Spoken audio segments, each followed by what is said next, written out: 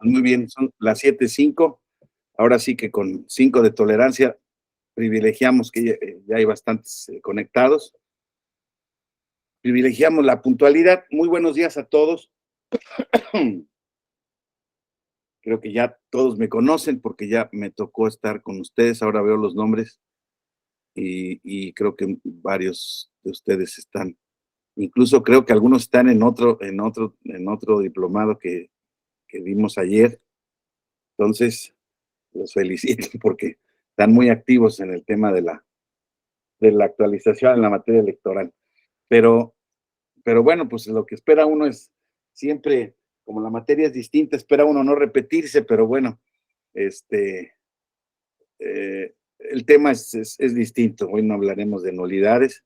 Ayer sí hablé de derechos políticos y control de convencionalidad, entonces tiene que ver algo. Quien haya estado ayer, creo que algún par de compañeros estaban por ahí, pero vamos a darle un pequeño matiz distinto de lo que platicábamos ayer, ¿no?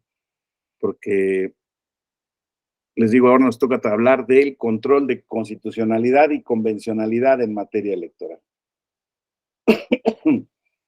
Pues es un tema en el contexto del diplomado de Derecho Electoral, me parece que es uno de los temas centrales. Desde luego todos los puntos son importantes, pero este nuevo control de constitucionalidad y convencionalidad, no nuevo, no. Este tema, digamos, ya perfectamente perfilado, digamos, concreto, donde, para hacer un poquito de contexto, cuando el Tribunal Electoral nace en 1996, espero no haberlo comentado con alguno de ustedes, pero uno de los puntos primarios que saltó a la duda era si el Tribunal Electoral podía inaplicar leyes electorales a casos concretos por inconstitucionales. Un largo debate hacia el seno de la ponencia del magistrado José Luis de la Pesa, que empezó siendo el presidente de este tribunal, y sus asesores y colaboradores, y porque digamos, nos distraía en ese entonces la frase aquella que ya se daba en el tema de las acciones de inconstitucionalidad, donde se decía que la única vía para cuestionar la constitucionalidad de leyes electorales era la acción de inconstitucionalidad cuya facultad estaba atribuida a la Suprema Corte de Justicia de la Nación. Entonces, había, desde luego, diversas posturas, digamos, la mayoritaria, que decíamos que sí, que el Tribunal Electoral, fíjense, a raíz de la introducción del juicio de revisión constitucional electoral en ese entonces, digamos, si se podía por esa vía, se podría hacer un control de constitucionalidad. Todavía de constitucionalidad, compañeros, ¿eh? Estamos en 1996. Estábamos en esa época, bueno, yo estudié de 1987 a 1992 la carrera, y bueno, cuando a mí me enseñaron Derecho Constitucional, pues yo, desde luego que vi módulos y temas relacionados con el control de constitucionalidad, pero el tema de los tratados internacionales, del control de convencionalidad, etcétera, etcétera, lo vi en Derecho Internacional Público, en mi cuarto año. O sea, eran materias separadas, eran materias separadas y entonces de lo que se nos trataba, y voy a empezar la exposición con un marco teórico. Es un marco teórico viejo, pero que es bien importante. Es un marco teórico que creo, gracias Mónica, te aprecio mucho. Es un marco teórico bien importante porque viene pues de la doctrina constitucional francesa, ¿no? Derivada de la Revolución Francesa, de las ideas ilustradas de Rousseau, de Montesquieu, todo eso que nos enseñaban antes ahora que yo les daba en la Universidad Panamericana, el tema de la teoría de la Constitución, les platicaba yo de esos autores, ellos no entendían qué teníamos que estar estudiando esos. Decía, esos son como clásicos griegos, ¿no, profesor? Les decía, no, son clásicos de la teoría política, sí es cierto, pero pero bueno, son mucho posteriores a los griegos, ¿no? En fin, el tema es un tema que bueno, y platicábamos que, bueno, a mí me habían enseñado que este tema de control de la constitucionalidad surge de manera absolutamente precaria y casi, casi de manera fundacional con aquella Carta Magna inglesa de 1215, ¿no? Cuando ya empieza a haber un control judicial de los actos, absolutamente administrativo y todavía sin alcances de lo que hoy conocemos como un control de constitucionalidad, pero digamos son esos primeros esfuerzos. Y les digo que es importante esta concepción porque, pues, control de constitucionalidad tiene que ver pues, con constitución, y primero que nada tenemos que entender qué es una constitución.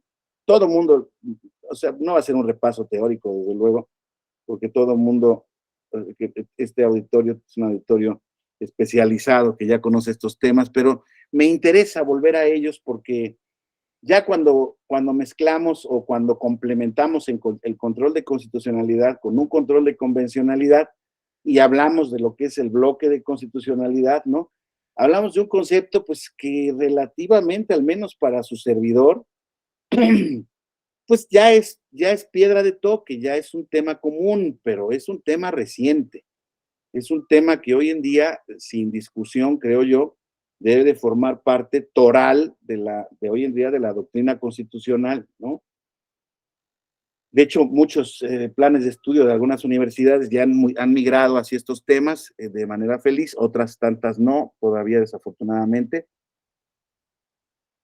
porque les digo, forma parte de esta cultura jurídica, de una nueva cultura jurídica que va enfocada no tan solo como herramienta de control del poder, como presupuesto de equilibrio del poder y como base normativa de todo el orden jurídico de un Estado, sino también con una visión paralela de protección de derechos fundamentales. Entonces, son dos visiones que se dan paralelamente y que están francamente en tensión, ¿no?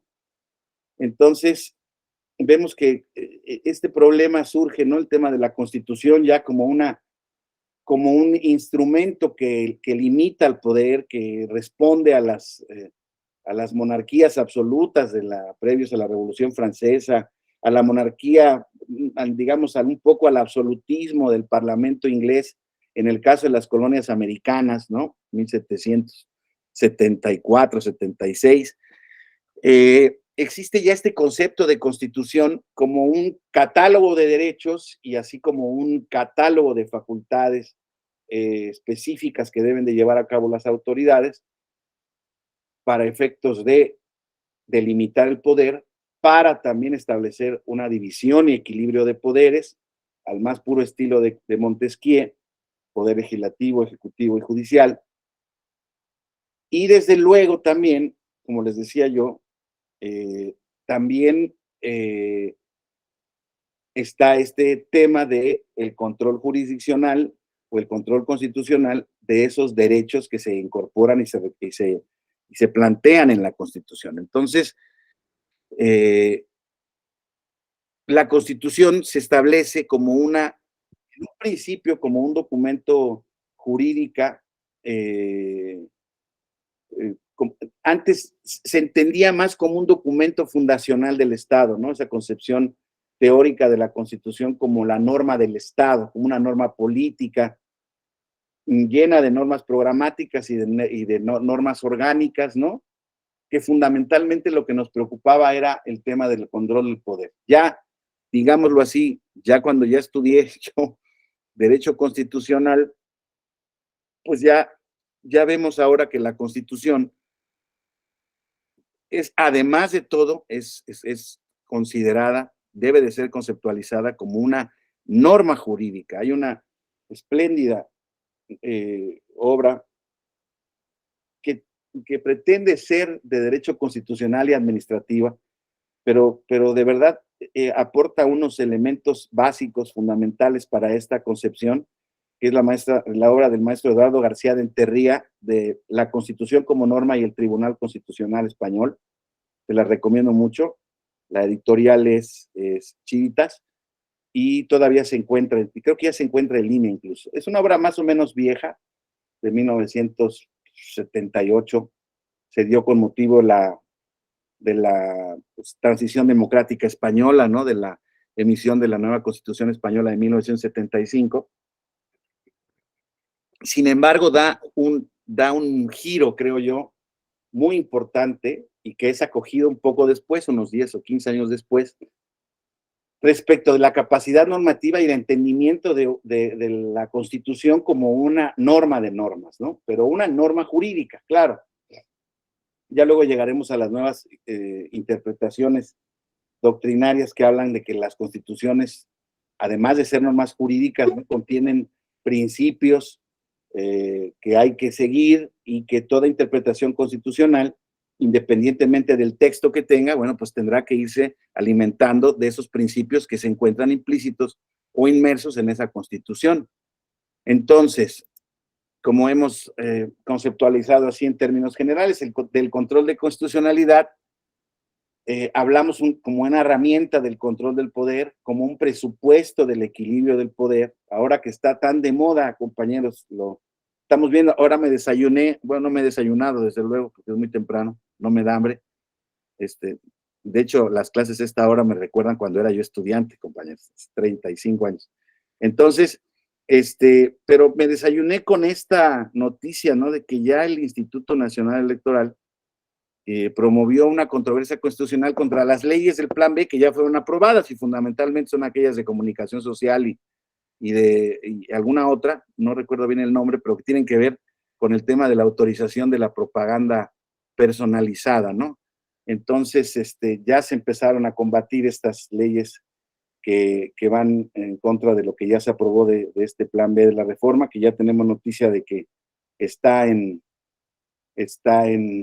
pues está en ciernes, ¿verdad? Está en vías de ser discutido la próxima semana y muy probablemente aprobado. Por fortuna, esto que vamos a ver, esto gracias a Dios no tiene que ver prácticamente nada con esa reforma, no creo que nada se vea disminuido con la aprobación o no de la reforma electoral. Hay otros problemas mucho más sensibles y esto no creo que se tenga que hacer. La siguiente, por favor, Mónica. Para hablar entonces de este control de herramienta de poder, presupuesto y equilibrio del poder, una garantía de supremacía constitucional, ¿no? Que se nos enseña, que sabemos que la Constitución es la base, es la punta de la pirámide de la que deriva todo el ordenamiento jurídico y a la que se debe de, digamos, compasar o debe de ser compatible toda aquella legislación que se emita y se derive con base en esa Constitución. O sea, la Constitución es la norma suprema y a ella se deben dirigir todos los esfuerzos legislativos que se realicen en un Estado moderno, constitucional de derecho. Entonces, aquí quisiera hablar en este concepto de control de constitucionalidad, además del tema del control constitucional, cómo se dieron los conceptos de control, cómo nacieron los conceptos de control, los modelos institucionales. Y tenemos la siguiente, por favor, Mónica. Tenemos el tema del modelo de revisión judicial, que es el modelo americano, ¿no? Donde es un modelo de control difuso. En el sistema americano, los jueces ordinarios aplican la ley al caso concreto bajo el principio de supremacía constitucional. Allá todos los jueces de todos los estados del Pacto Federal están compelidos, están haciendo y ejerciendo control de constitucionalidad. No sé si han visto las disputas judiciales que termina resolviendo la Suprema Corte de Justicia, pero al ser los Estados Unidos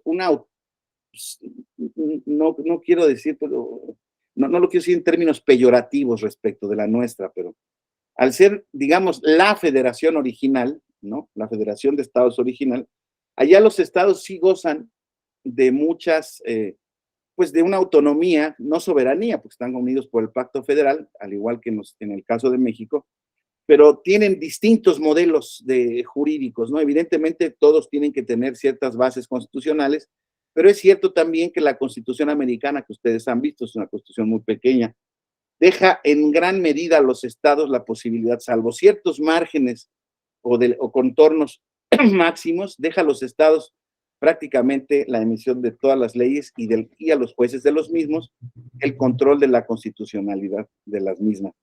De ahí que el sistema americano se conoce como el sistema de precedentes judiciales, ¿no?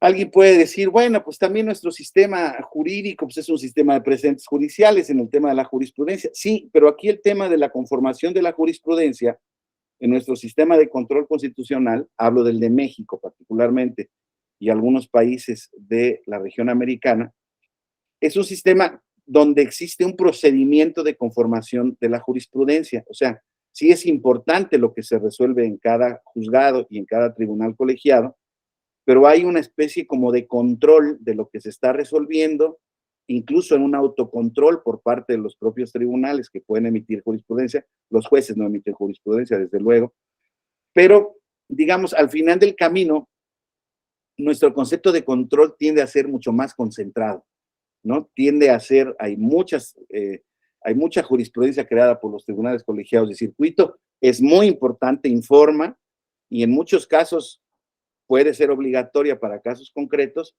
pero digámoslo así, la jurisprudencia de jurisprudencias es la que emite la Suprema Corte de Justicia de la Nación, ¿no? En el caso de los Estados Unidos, en el modelo de revisión judicial, allá todos los jueces de todos los estados aplicando leyes locales, aplicando leyes federales, o sea, sientan precedentes, y si alguien ha tenido la oportunidad de estudiar los precedentes judiciales, o sea, por materias, hay un programa muy importante que se ha querido desarrollar aquí con el mismo nombre, que se llama LexisNexis, y es una compilación de jurisprudencia americana impresionante. Se pueden encontrar precedentes de toda la naturaleza, de tribunales de apelaciones, de juzgados, lo que serían juzgados de distrito, y digamos, ahí la fuerza del precedente es bien importante. No necesariamente es obligatoria, no necesariamente es vinculatoria, pero la fuerza del precedente judicial ya es una interpretación que hay que tomar en cuenta. Entonces, la uniformidad en Estados Unidos respecto de esa interpretación constitucional sí es importante, claro. Hay casos que tienen que llegar incluso al conocimiento de la Suprema Corte, para que la Suprema Corte de Justicia Americana determine cuál es, al final del camino, la interpretación correcta. Pero en el camino los precedentes judiciales son bien importantes. La siguiente, por favor. El otro modelo que es derivado del sistema europeo, de esta teoría constitucional de Hans Kelsen, ¿no? Es el sistema concentrado que establece el control de la constitucionalidad en un tribunal constitucional separado, ajeno y distinto de los poderes judiciales ordinarios. Eso ha hecho que en esta época de control de constitucionalidad y convencionalidad, pues las disputas o los problemas de interpretación entre los órganos ordinarios y el tribunal y los tribunales constitucionales, alemán, español, italiano, fundamentalmente austriaco,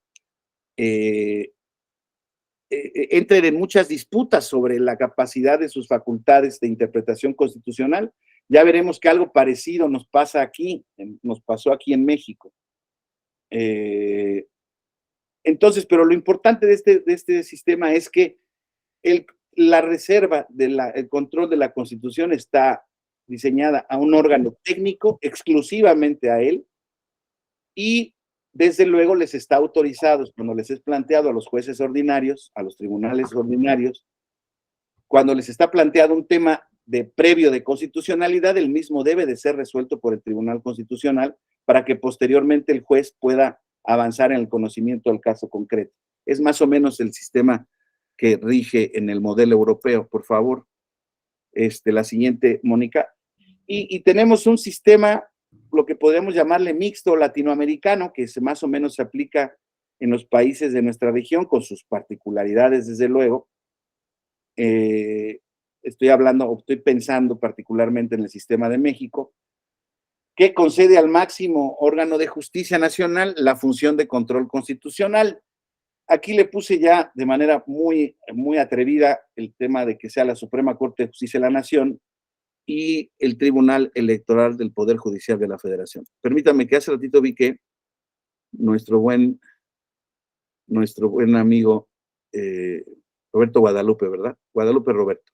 Decía, efectivamente, todavía antes de la reforma de 96 veíamos a la Suprema Corte como en un nicho sagrado. Sí, sí, claro, y un poquito después, ahora lo vamos a platicar con mucho detalle. Bueno, entonces, este sistema mixto latinoamericano, donde vamos a ver ahora que nuestra Constitución textualmente, en el artículo 133, pareciera que faculta a los jueces a hacer un control de constitucionalidad difuso, porque habla, ahora veremos el texto, habla de que todos los jueces se arreglarán a la Constitución en las disputas en las que ellos conozcan o tengan que resolver. Sin embargo, la Suprema Corte de Justicia de la Nación, con base en muchas jurisprudencias desde la séptima época, octava época, estableció que el control difuso de la constitucionalidad no era permitido por la Constitución. Tal como dice mi compañero, la Corte no permitía ese desarrollo. Yo recuerdo mucho al magistrado Manuel González Oropesa, ex magistrado de la Sala Superior del Tribunal Electoral, en la anterior integración, donde él, como constitucionalista, académico constitucionalista de toda la vida, él siempre fue un partidario de que el control difuso de la Constitución debía estar vigente y rigiendo en el país, y era un gran crítico de la jurisprudencia y del control que de alguna manera había concentrado la jurisdicción federal. Pero bueno, cuando surge el Tribunal Electoral del Poder Judicial de la Federación en 1996, insisto, se dota también, se instituye este órgano de control electoral como un órgano de control de constitucionalidad. Yo creo que no debía existir duda, pero bueno, es cierto que la hubo. No tan solo hubo alguna disputa jurisprudencial en donde la Corte terminó inhibiendo las facultades de control de constitucionalidad del tribunal. De ahí que incluso ayer veíamos ese tema, ese fuera uno de los argumentos que el tribunal utilizó cuando en su momento el aspirante Jorge Castañeda Guzmán le fuera negado el registro como candidato independiente en 2004. ¿Sí? A pesar de que el tribunal había hecho tenía una larga tradición haciendo control de convencionalidad, incluso de constitucionalidad, a pesar de que lo tenía prohibido, aparentemente. En esa ocasión, el tribunal, yo creo que con buenas razones, se inhibió, y entonces ahí emitió y dijo, no, yo no tengo facultades de interpretar la constitucionalidad de las normas, y la posibilidad de registrar candidatos independientes no me está habilitada por la ley, o bueno, más bien no está habilitada por la ley, yo no puedo determinar si la ley es inconstitucional o no. Luego la Corte ya tomó su determinación, pero ese es otro tema. Entonces está este sistema mixto, les digo, que concede al máximo órgano de justicia nacional la función de control constitucional. ¿Y por qué mixto latinoamericano? Porque independientemente de que pudiera ser, de que fuera más bien, de que únicamente se concentre en el Poder Judicial Federal, en ese sentido es concentrado, es cierto que le está habilitado a los jueces, a los tribunales colegiados de circuito, analizar la constitucionalidad de las normas. Ahora bien, quien va a decir la última palabra siempre en términos absolutos, pues es la Suprema Corte de Justicia de la Nación cuando tenga que decir la última palabra en esos sentidos, ¿no? Pero si vemos la interpretación, la práctica jurisdiccional es que realmente todas las cuestiones de constitucionalidad en temas de jurisdicción ordinaria, que no electoral, pues terminan siendo exclusivas de la Corte. La Corte además se establece y se autonombra, se autodenomina, creo que de manera correcta, como el Tribunal Constitucional de México. Y el Tribunal Electoral, por su parte, se autodenomina como el Tribunal Constitucional de México, pero en materia electoral, ¿no? Entonces, estos son los sistemas que podríamos ver en estos temas. La siguiente lámina, por favor. Hablamos un poco del contexto en ambos sistemas. ¿Por qué en Estados Unidos nace el Judicial Review? ¿Por qué? Pues porque los independentistas americanos, digamos los padres de la Constitución americana realmente no tenían confianza en el Parlamento inglés, ¿no? Realmente ellos, al contrario, se quejaban de las leyes que el Parlamento inglés emitía respecto a las colonias en cualquier cantidad de materias, y a lo que confiaban era que, una vez establecida, emitida su Constitución, los jueces que se encontraran de su control, entonces establecieran un poder judicial fuerte, es la teoría de Alexis de Tocqueville, un poder judicial fuerte como contrapeso al poder legislativo, esto es, digamos, contra la legislatura de un Estado legislativo de derecho. Se establece este judicial review, que es un control concreto en la Constitución que, insisto, se instituye como guardián de la misma, y eso lo podemos ver muy claro en el caso que hace el desarrollo de la doctrina constitucional, en mi opinión, más antigua y más clara que existe en este ámbito, en el caso Marbury versus Madison, perdón, donde el tema en esencia es que los jueces, según la teoría americana, según estos primeros jueces, era que las decisiones judiciales se tenían que fundar más en la Constitución que en las leyes. Empezaban apenas con ese ejercicio de la ponderación de normas, cuando realmente han concluido, naturalmente, que pues la Constitución, siendo la base, siendo la punta de la pirámide, todos los ejercicios de control judicial deben de remitirse a la Constitución.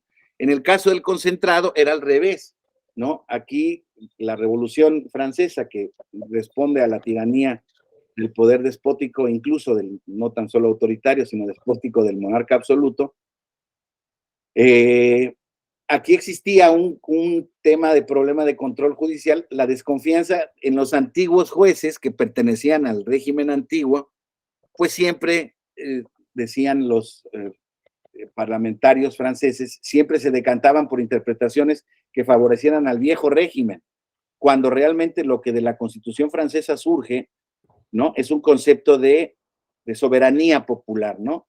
Y la soberanía popular es la que debería de estar establecida en una ley máxima, que es la Constitución, la que nos permitiría establecer diversos controles. Como lo veíamos al principio, un principio de división de poderes, un principio de supremacía de la ley y un principio de respeto a la soberanía popular, ¿no? Entonces, aquí se dice incluso en este modelo que el juez es, la siguiente, por favor, el juez es un simple aplicador ciego de la ley, ¿no? Una más, por favor, Mónica, gracias, exactamente.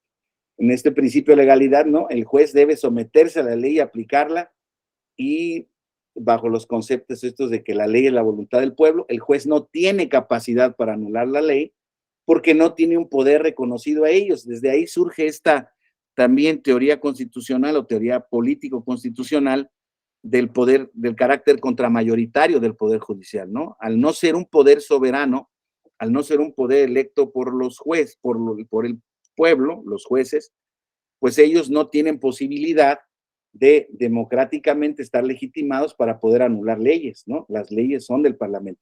Y parece mentira, pero esas viejas ideas hasta hoy en día permean, dependiendo las posiciones políticas y dependiendo la coyuntura, permean en la discusión de lo público, en la discusión que se da luego entre este equilibrio de poderes, ¿no? Justamente se habla que ahora, justamente a partir de la reforma 94 al Poder Judicial Ordinario, 96 al Poder Judicial Federal, ¿no?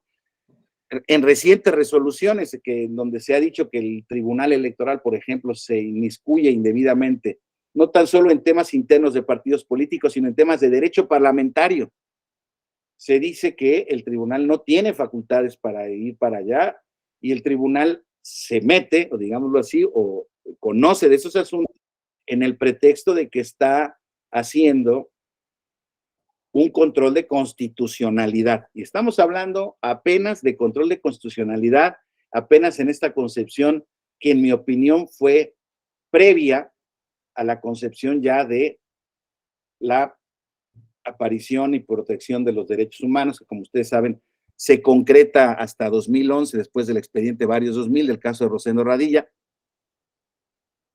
donde ya se hace una auténtica como clarificación de cuál es nuestro sistema de control de constitucionalidad y convencionalidad. Ahora llegaremos pronto a ello.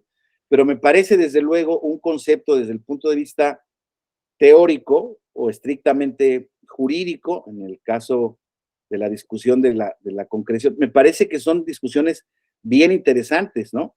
Y se han hecho y se han puesto en la mesa respecto de lo que platicábamos, ¿no? Dicen, a ver, ¿con qué facultad la Suprema Corte de Justicia puede anular una ley que es expresión del Parlamento del pueblo, o el Tribunal Electoral se puede meter en decisiones que corresponden exclusivamente al Parlamento, que es la representación del pueblo? ¿Cómo le dicen? Creo que correctamente, pero también desde un punto de vista casi dogmático o muy formal, ¿no? Que el Congreso o las cámaras de diputados y senadores son esta soberanía, ¿no? Son la expresión de la soberanía, son la expresión de la voluntad popular. Y entonces, a ver, a mí como soberano, a mí tú no me vienes a decir nada, ni poder ejecutivo, ni poder legislativo. Bueno, ya sabemos que siempre con sus coyunturas, lo habíamos platicado, ¿no? Pero sí es cierto, es una visión que existe de eso. O sea, el Poder Judicial emite leyes porque está legitimado democráticamente para ello. ¿Cuál es la legitimación democrática de los jueces, de los ministros de la Suprema Corte de la Nación o de los magistrados del Tribunal Electoral del Poder Judicial de la Federación? No, bueno, es que llevan un procedimiento donde incluso participan, los poderes, ¿no? Es incluso la soberanía del Senado de la República la que termina eligiendo a los pueblos. Pues sí, pero es un poder, es una soberanía delegada, no es una soberanía originaria, ¿no? En cualquier caso, yo creo que la disputa teórica tiene que ver insisto, para poder cuestionar decisiones específicas de la Corte como del este. Eduardo Segura, creo que por favor, si nos hace.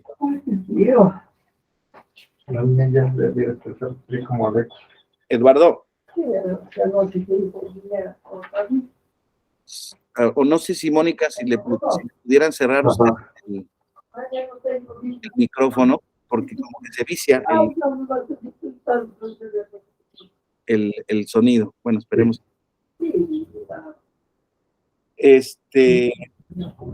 Bueno, entonces, volviendo al asunto el anterior, perdóname, todavía no. Bueno, sí estábamos con lo de Montesquieu y Rousseau. Entonces, la teoría de la división de poderes decía Montesquieu, el juez solo un aplicador ciego de la ley. Ahora, la siguiente, ahora sí, por favor.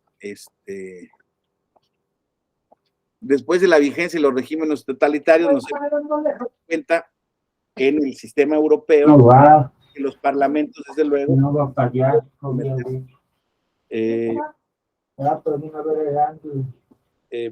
doctor, ¿alguien tiene encendido su micrófono? Como estoy presentando, no puedo silenciar. Bueno, o sea, tengo que salirme. Entonces, les pido, por favor, que si no van a hacer uso de la palabra, mantengamos los micros apagados para no tener que interrumpir. Perdón, por eso se oía raro el sonido. Sí, exactamente.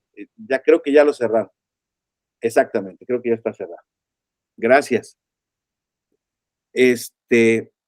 Entonces estábamos, insisto, después acá de la vigencia de los regímenes totalitarios, con la creación del sistema concentrado, pues se vio la necesidad, insisto, de la creación de tribunales constitucionales que velaran por el control del poder. Entonces, ese es un poco el nacimiento teórico de estos tipos de modelos.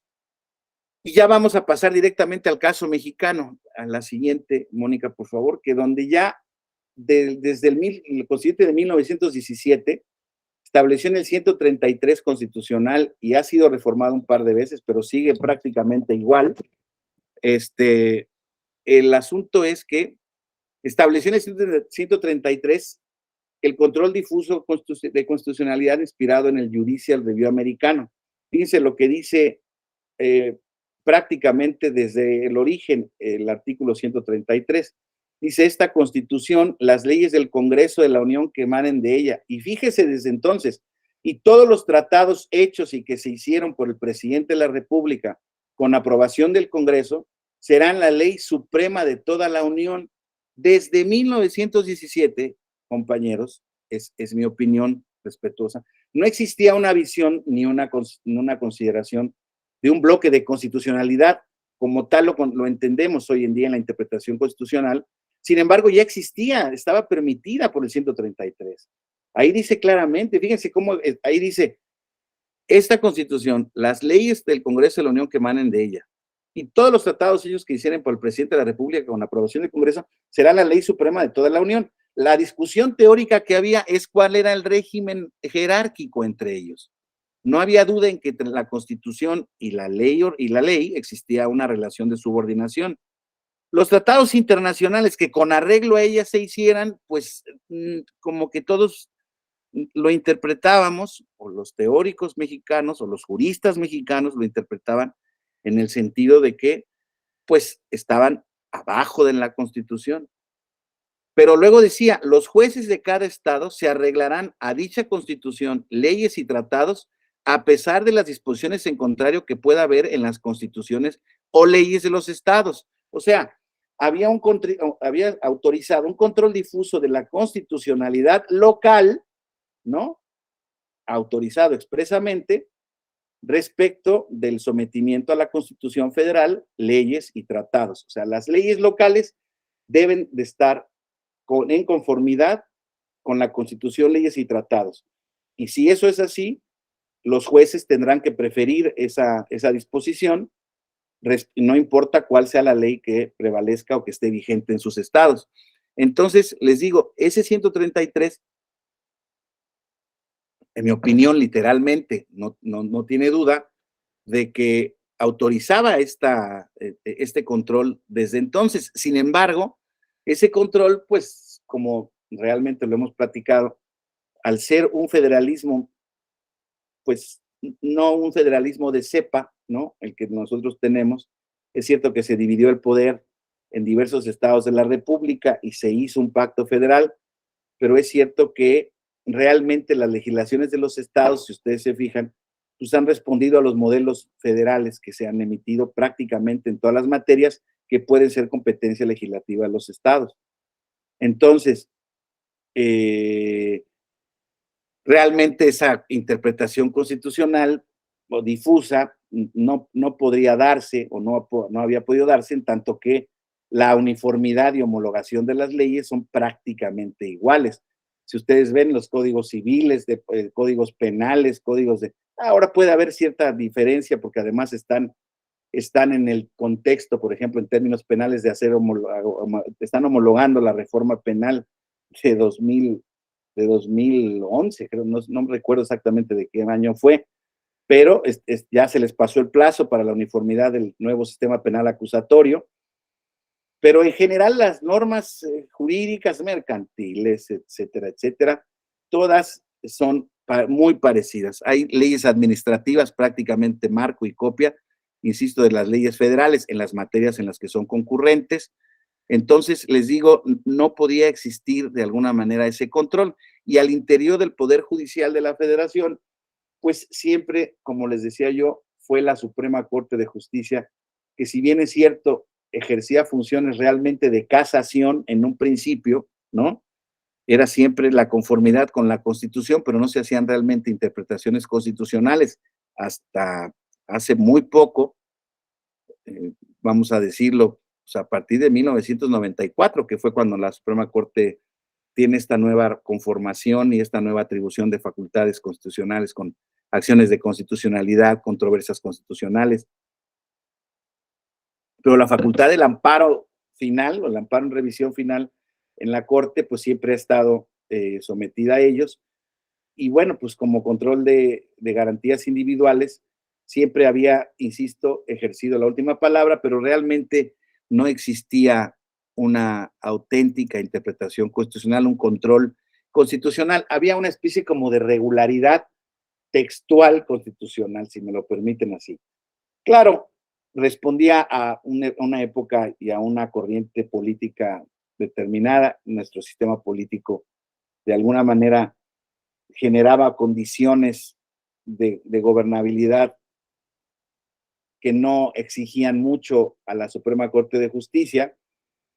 De hecho, pues se decía que en México en mucho tiempo no existía la división de poderes, y no es sino hasta que se dan estos cambios de transición democrática, yo diría que incluso empezando a partir del 1994, que es cuando en el régimen del presidente Zedillo se hacen estas reformas muy importantes, ¿no? Se genera ya la separación de las elecciones fuera del control estatal, es una nueva Corte de Justicia con nuevas herramientas de control constitucional, hoy en día, si bien es cierto, muy específicas, pero ya distintas y creo que mucho más, pues con mucha más concreción respecto de los alcances que se podía tener en facultades expresas para la Corte, ¿no? La siguiente, por favor, Mónica.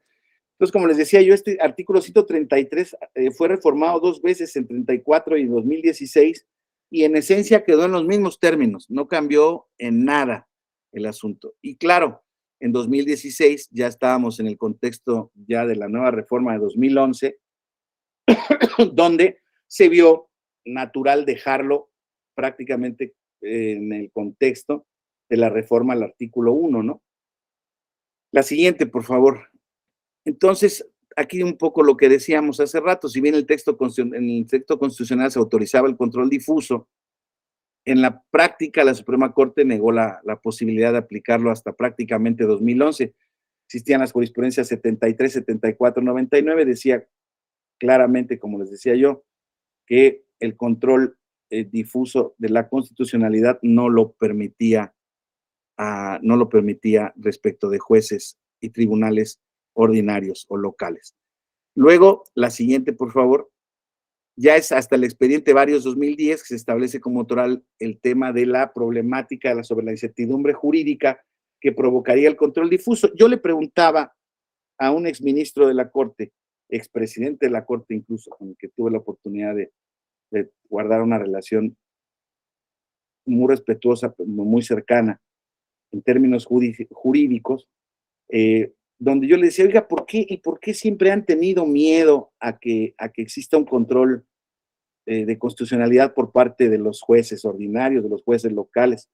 Y me decía, es que nosotros, desgraciadamente, decía, nosotros no somos Estados Unidos. O sea, Estados Unidos tiene la capacidad, por muchísimas razones, empecemos por las materiales, presupuestal, de recursos humanos. O sea, es muy importante tener a gente capacitada, tener a gente muy, pues digamos, muy avesada en el conocimiento de estos temas, y pues ellos nacieron, digámoslo así, ¿no? Desde que estuvieron en pañales, ellos nacieron con esa cultura del control de la constitucionalidad. Dice, y nosotros es una realidad que no, nuestro sistema político es distinto. Y entonces imagínate el desastre, la falta de certidumbre jurídica que existiría si todos los jueces pudieran decretar su opinión en un caso concreto respecto de la constitucionalidad o no de diversas normas. Entonces, esa era al final del camino la razón, creo que una razón atendible. No, no quisiera que se me entendiera de que la Suprema Corte, por sus pistolas nada más y de manera pues dogmática, había asumido ese control. Tenía esas razones. Yo creo que es una razón atendible, pero es cierto también que es una razón que de alguna manera imposibilitó también ese desarrollo en la práctica judicial. Cualquier abogado litigante sabía o sabe perfectamente bien que elevar la inconstitucionalidad de una disposición local, por ejemplo, del Estado de Jalisco, al Poder Judicial de Jalisco, pues es prácticamente un esfuerzo innecesario, y se lo guardan en todo caso para el ejercicio de la promoción de juicios de amparo, de control de garantías de constitucionalidad, ¿no? Entonces, la siguiente, por favor.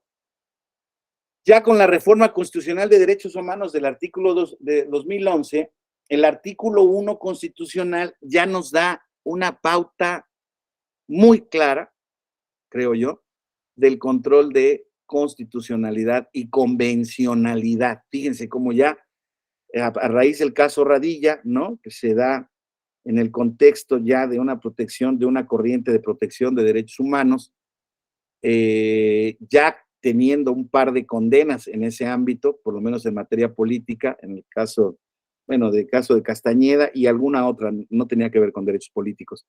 Entonces, ya estábamos inmersos en ese sistema, ¿no?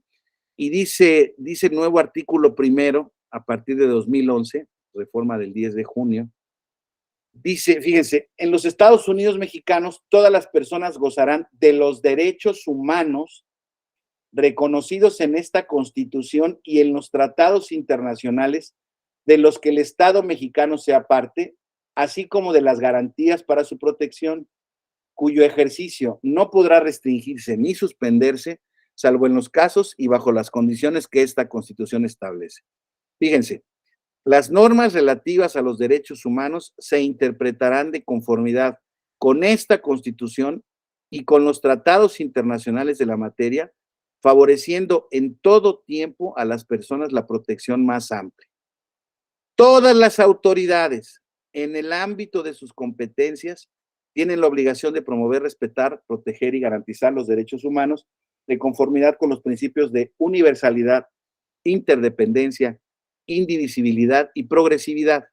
En consecuencia, el Estado deberá prevenir, investigar, sancionar y reparar las violaciones a los derechos humanos en términos que establezca la ley.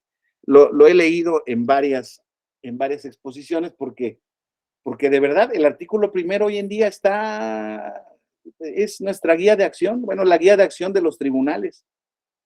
El artículo primero ahora no tan solo establece ya sin duda, en mi opinión, el control difuso de la constitucionalidad, sino establece como obligatorio el control de convencionalidad, ¿no?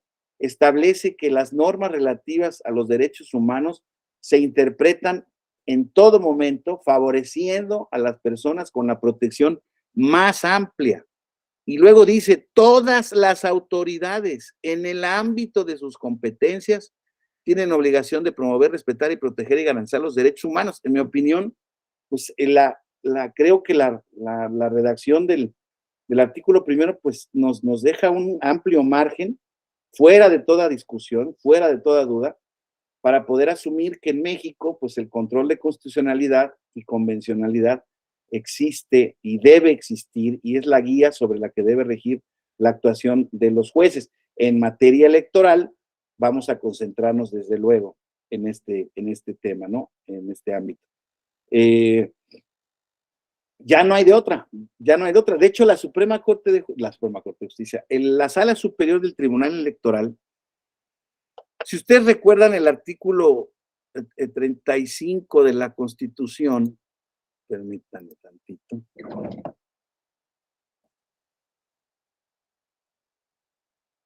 El artículo 35 de la Constitución establece textualmente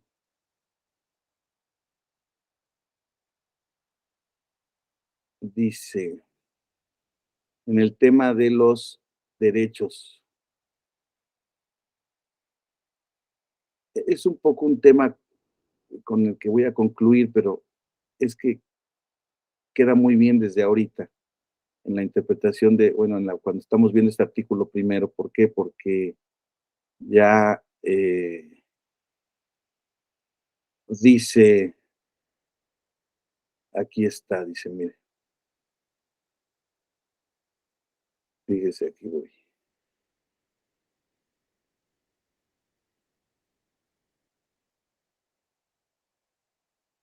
Ya el 35 se hizo un...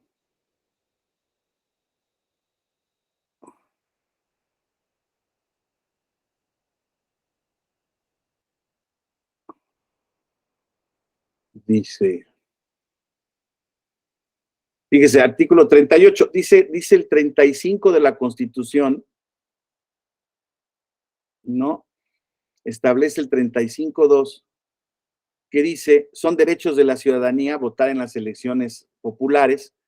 Luego dice, poder ser votada en condiciones, fíjense, ya de paridad para todos los cargos de elección popular, todo lo que ha resultado esta reforma de 2019, ya donde habla de paridad de género. Ahorita iremos viendo, esto es un tema, no me estoy saltando porque tiene que ver todo, pero dice, teniendo las calidades que establezca la ley, el derecho de solicitar el registro de candidatos y candidatos ante la autoridad electoral corresponde a los partidos políticos, así como a los ciudadanos y las ciudadanas que soliciten su registro de manera independiente y cumplan con los requisitos, condiciones y términos que determina la legislación. Y bueno, desde luego que dicen que para ser nombrado, para poder ser votado, no tienen que estar en el ejercicio pleno de sus derechos. Y dice aquí que los derechos políticos, el artículo 38, se suspenden, dice, ¿no? Por estar sujeto a un proceso criminal por delito que merezca pena corporal a contar desde la fecha del auto de formal prisión. Entonces, esto que dice la Constitución, ¿no? Fíjense, no puede ser votado, no puede votar un ciudadano por estar sujeto a un proceso criminal por delito que merezca pena corporal a contar desde la fecha del auto de formal prisión.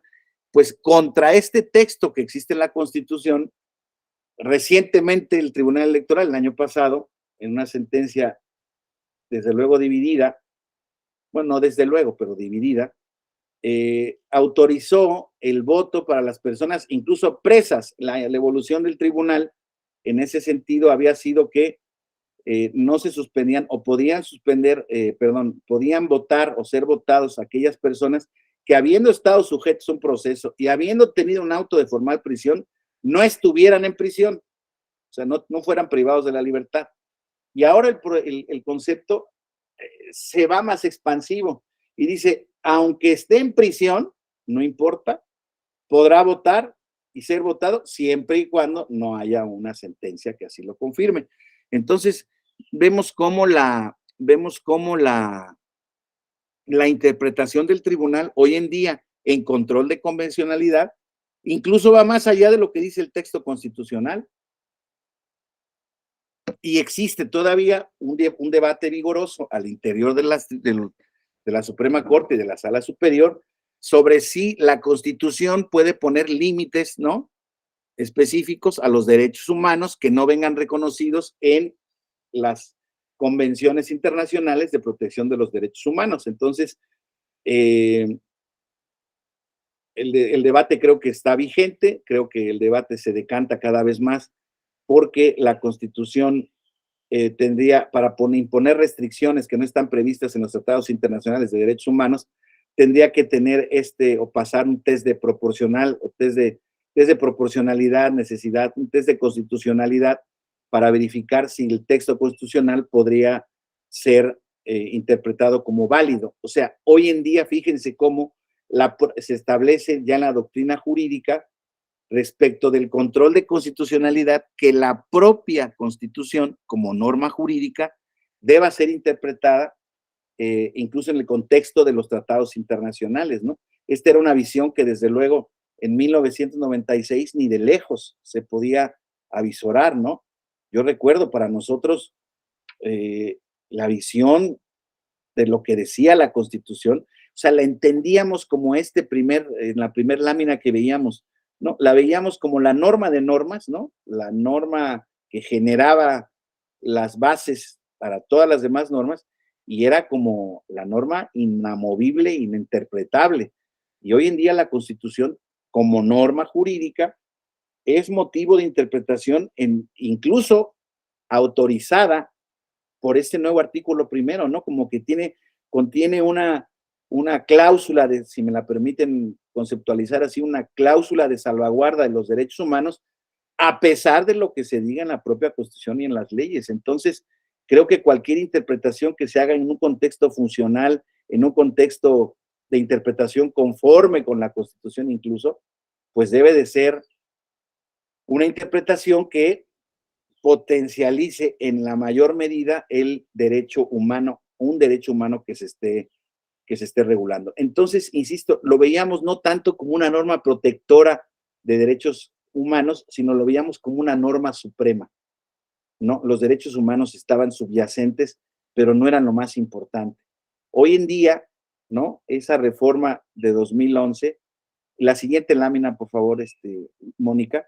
Hoy en día ya el artículo primero constitucional establece de manera clara cuál es la manera en que se deben interpretar las normas, ¿no? Y que es con un principio, insisto, de control de constitucionalidad más convencionalidad.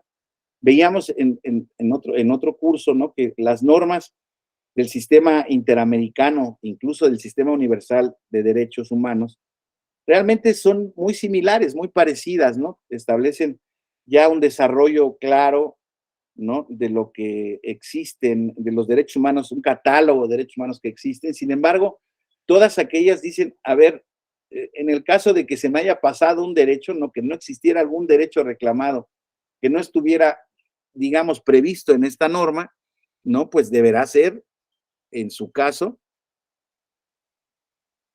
ponderado con base en la necesidad o en el derecho humano, en el acceso a la tutela judicial efectiva, ¿no? Este concepto de derecho al debido proceso judicial, ¿no? Pero que hoy en día alcanza o tiene alcances mucho mayores, ¿no? Ya veremos cómo en el caso, bueno, no veremos, pero no es exactamente el caso, pero en el caso en el que se sentencia al Estado mexicano, en el caso Castañeda Guzmán, no se le condena porque no estuvieran establecidas las candidaturas independientes, como alguien pudiera imaginar que no haya visto la sentencia. Yo, cuando la sentencia salió, yo pensaba que la condena al Estado mexicano iba a derivar de que el Estado mexicano no tenía una forma de accesar a la ciudadanía, o sea, más bien, se los pongo de esta manera, que iba a censurar que en la Constitución mexicana el monopolio de acceso al poder o de registro de candidaturas lo tuvieran exclusivamente los partidos políticos. Y eso no fue así. La condena al Estado mexicano es porque nuestro JDS no servía para alcanzar el derecho que pedía Castañeda. Fíjense qué chistoso. Entonces, al final del camino, ¿no? Yo creo que las autoridades jurisdiccionales mexicanos actuaron bien, pero la Corte dice, no, es que tus medios de impugnación deben de alcanzar para hacer material el derecho que te están reclamando. ¿Por qué? Porque al final del camino, tu sistema no es que esté mal, está bien que sean los partidos políticos, porque no nada más establecen que sean sus militantes, sino también puede haber candidatos externos. Pero en el caso de Castañeda, pues dale chance, porque tiene derecho a ser votado. Entonces, tú dale chance vía la promoción o la efectividad de tu recurso procesal. Una sentencia sin duda peculiar, pero bueno, pues fue la que se dio en ese sentido. Entonces, les vuelvo a decir, esta reforma constitucional de 2011 ya nos genera un nuevo panorama, un nuevo paradigma, así le llaman los teóricos, doctrinarios del derecho constitucional, de interpretación de las normas jurídicas, ¿no? Y en el caso de la materia electoral, pues desde luego que ha permeado esa interpretación, incluso y el tribunal, ya veremos ahora cómo para el tribunal no es ajeno ese control de constitucionalidad y convencionalidad que se tuvo que ejercer ante la imposibilidad de ejercer un control de constitucionalidad propio, que le había sido negado por la Suprema Corte de Justicia. Adelante, por favor. Fíjese con esta tesis estas tesis, la Corte sigue limitando todo el tema del control difuso, fíjense, ya está autorizado por el 2011, ya vimos el artículo primero, pero fíjense, aquí dice esta tesis con ese registro, control concentrado de constitucionalidad o convencionalidad de normas generales de los órganos del Poder Judicial de la Federación. Su ejercicio en amparo directo no se limita ni condiciona con los pronunciamientos que realice la jurisdicción ordinaria a través del control difuso. O sea, fíjense, ya hoy en día la Corte dice, sí, pues ya no tengo de otras, los jueces pueden arreglarse a la interpretación constitucional y convencional. Sin embargo, la resolución que se tome en este sentido a los órganos del Poder Judicial de la Federación, pues evidentemente no controla ni los limita, ¿no? Ellos pueden hacer así. No sé si lo tenía que decir la Corte, pero como decía mi maestro Lapez, en paz descanse, hay cosas que si se entienden sin decirse, se entienden mejor diciéndolas, y la Corte así lo hizo. La siguiente, por favor.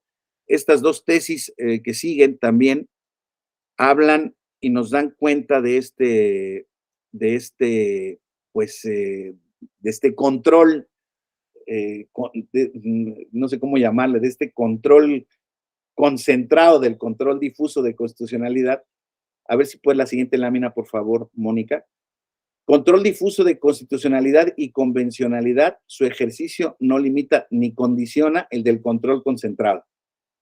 Y luego dice otra, control difuso de la constitucionalidad no tiene el alcance de que los tribunales constitucionales locales conozcan de asuntos relacionados con violaciones a la Constitución política de los Estados Unidos mexicanos respecto de asuntos que no sean de su competencia. No sé si la número 16, Moni, me la pudieras poner, que son las tesis que estaba yo leyendo. Pero bueno, en términos generales, lo que importa es ver cómo todas estas tesis por parte de la Suprema Corte de Justicia han ido más o menos reglando esta nueva facultad derivada del artículo 1 de la Constitución, ¿no? Hay otra tesis donde dice control concentrado de constitucionalidad o convencionalidad de normas generales del Poder Judicial de la Federación, muy parecida a la que habíamos visto. Su ejercicio en amparo directo no se limita ni condiciona, es la misma que habíamos visto, perdón, ni condiciona con los pronunciamientos que realice la jurisdicción ordinaria a través del control difuso. No sé por qué la repetí. Perdón, Moni, ¿nos podríamos saltar unas 2 láminas, por favor? Exacto, la tercera más, por favor, una más. Ahí dice, ¿no? Ahora vámonos ya a la historia reciente del Tribunal Electoral, de la materia electoral, ¿no? Porque, como les decía yo, en 1996, que es donde ya se establece el establecimiento del Poder Judicial, del Tribunal Electoral del Poder Judicial de la Federación, como un órgano, pues máxima autoridad jurisdiccional en la materia, se establece, dice, el Tribunal Electoral se incorpora y se dice que es la máxima autoridad jurisdiccional en materia electoral, salvo lo dispuesto por el artículo 105 constitucional, que decía, la única vía para plantear la no conformidad de las leyes electorales a la Constitución es la prevista en este artículo. Les decía yo que en un principio la discusión interna hacia el nuevo Tribunal Electoral, de la que tuve el honor de ser parte, de un equipo de batalla, pues, pero estábamos ahí en la brega y en el trabajo, el apoyo a los magistrados. La verdad es que esta norma confundía, ¿no?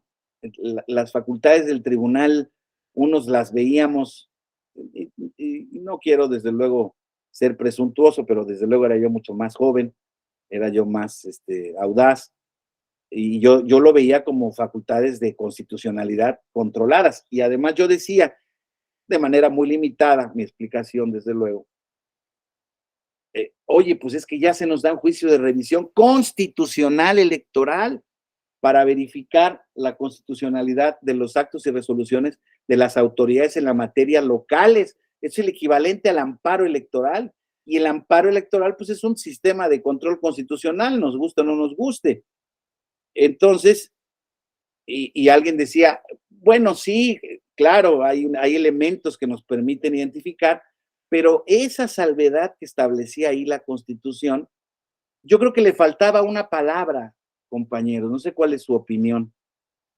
Podríamos decir, la única vía para plantear la no conformidad, y a lo mejor ni le faltaba, la no conformidad de las leyes electorales a la Constitución de manera abstracta, es la prevista en este artículo. Porque aquí, compañeros, pues, también tenemos que hablar, además de control difuso y de control concentrado, tenemos que hablar de control abstracto y de control concreto. No hay duda de que la reforma de 94, vía las acciones de inconstitucionalidad de leyes, dio a la Suprema Corte de Justicia el monopolio del control de constitucionalidad de leyes en lo abstracto. Pero si lo interpretamos incluso de manera conforme, no es posible que para los actos concretos no pudiera haber un control, y me estoy refiriendo a la materia electoral. Si el Tribunal Electoral no puede, porque no puede, y eso nos quedaba claro, ver constitucionalidad de normas electorales en abstracto, pues cómo no va a poderlo hacer de manera concreta, si a final del camino, ¿no? Es un tribunal que es la máxima autoridad jurisdiccional en la materia electoral. No existía el artículo primero, pero sí existía el artículo 133, por decirles algo. O sea, no es que estuviéramos mancos de facultades de interpretación. Lo que pasaba era que se asumía pues con mucha reserva, con mucho miedo, diría yo, el tema del control de la constitucionalidad. Sin embargo, ese miedo rápido pasó. La siguiente lámina, por favor. Fíjese, de 96 a 99, el tribunal se arrancó a varios casos, por decirles algo, en juicios para la protección de los derechos políticos electorales de los ciudadanos, no establecía ese juicio de la ciudadanía en una primera instancia, no permitía o no daba facultades expresas para poder revisar los actos internos de los partidos políticos, por decirles algo, sus estatutos. Y hubo una serie de planteamientos de inconstitucionalidad.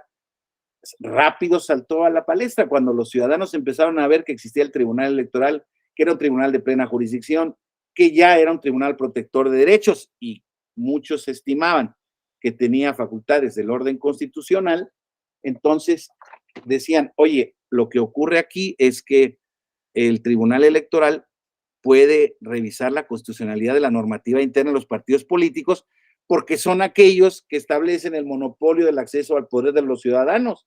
Son las formas normales de organización política que tienen los ciudadanos mexicanos. Y por decir algo, nosotros que somos una corriente dentro de un partido político, el que ustedes quieran, creemos que el método de designación de candidatos que tiene nuestro partido en particular, que es designación directa por parte de sus autoridades, pues no provoca la pluralidad política, ni la asociación pacífica, ni libre para tomar parte. No, es un club de amigos que está aprovechando ese monopolio para generar las candidaturas que a sus amigos les interesa, o sea, para generar grupos de poder, ¿no? Pues un poco a la imagen y práctica de la semejanza política que teníamos vigente hasta ese momento, ¿no? Entonces fueron cuestionando la constitucionalidad de los estatutos de partidos políticos, de un partido político en especial. Y el primer debate se dio, ¿podemos o no podemos? Fíjense, ¿podemos o no podemos?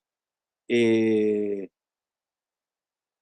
desde luego los partidos políticos siguen teniendo prácticas cuestionables, pero pues no quisiera yo enfocarme en ese sentido, eso se los dejo mejor a su criterio. Pero bueno, centrémonos en la práctica jurisdiccional, ¿no? Entonces, el asunto es que se dio ese primer debate, ¿no?